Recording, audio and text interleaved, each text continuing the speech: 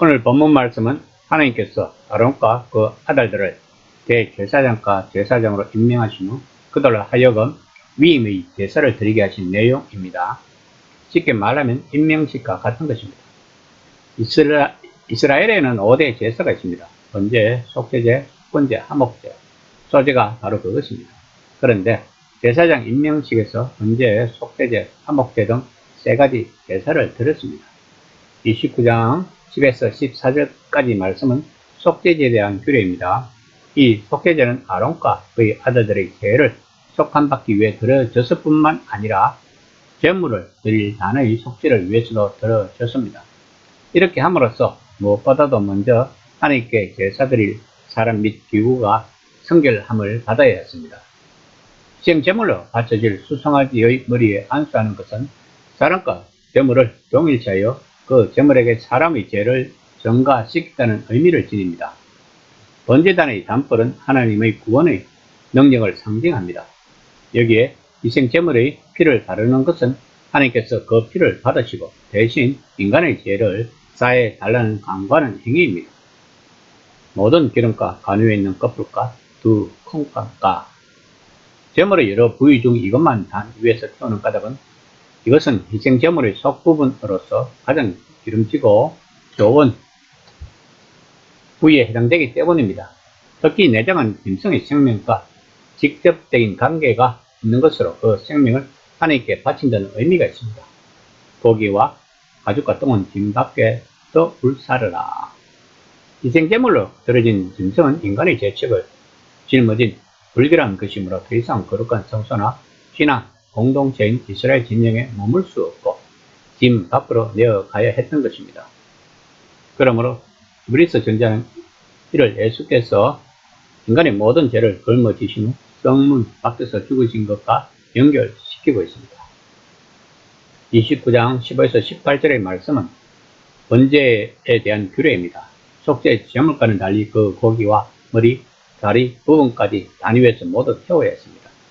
그 까닭은 그것이 인간의 죄를 짊어진 속죄 제물이 아니라 하나님께 대한 인간의 온전한 헌신을 상징하는 자원 제물이기 때문입니다. 번제는 연기가 위로 올라간다는 의미가 있습니다.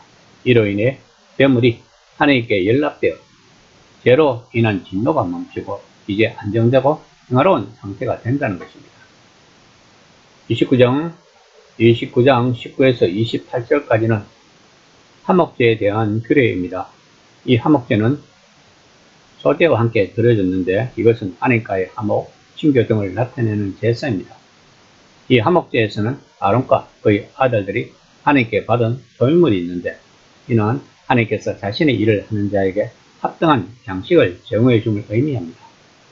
이러한 원리를 신약시대 예수께서는 너희는 먼저 그의 나라와 그의 의를 구하라. 그러면 이 모든 것을 너희에게 다하시리라는 말씀으로 잘 나타내 보여주셨습니다.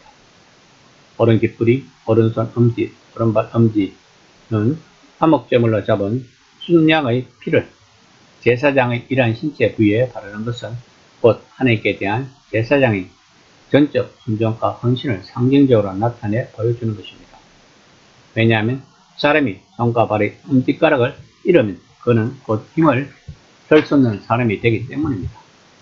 그러므로 여기에 피를 바르는 것은 열심히 봉사해야 하는 것을 상징한다고 볼 수 있습니다. 반면에 귀는 대체적으로 해석을 의미하는 신체 부위입니다.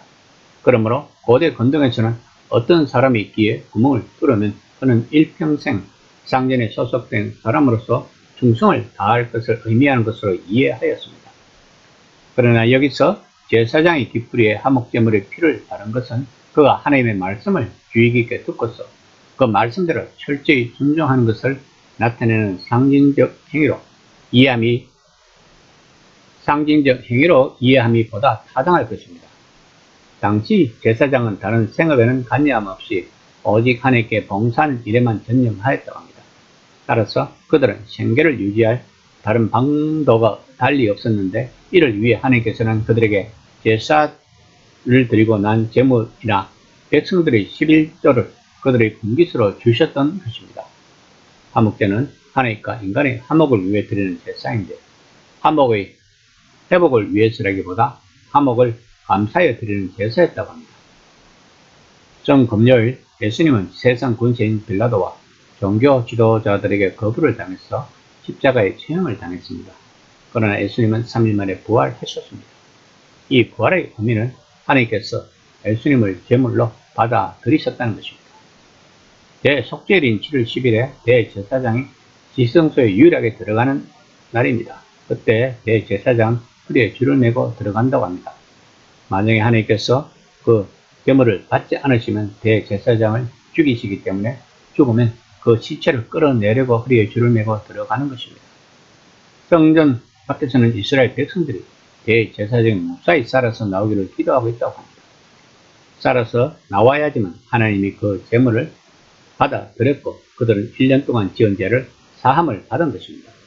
그래서 대제사장이 무사히 대속죄의 제사를 마치고 성전 밖으로 나면 이스라엘 백성들은 한우를 흘렸다는 것입니다. 예수님은 이 모든 것을 단번에 하셨습니다. 그래서 우리들은 더 이상 소나 양이나 염소를 잡을 필요가 없는 것입니다. 그래서 우리는 이 부활의 의미를 잘 알아야 한다는 것입니다. 우리들은 만인 제사장 시대에 살고 있습니다. 본문 말씀처럼 오늘 깃불이 오른손 엄지, 오른발 엄지에 피를 바르는 것처럼 우리들은 하나님의 일을 열심히 해야 하며 하나님의 말씀을 열심히 연구해야 하는 것입니다. 제사장이 제사를 드리지 않는 것은 직무유기입니다. 그러므로 목회자가 하나님을 열심히 전하지 않으면 직무유기인 것입니다. 하나님을 열심히 전하려면 하나님이 누구신지를 알아야 합니다. 그러려면 열심히 공부를 해야 한다는 것입니다. 이 시간에 곰곰이 생각해 봅시다. 나는 하루에 몇 시간을 하나님께 투자를 하고 있는지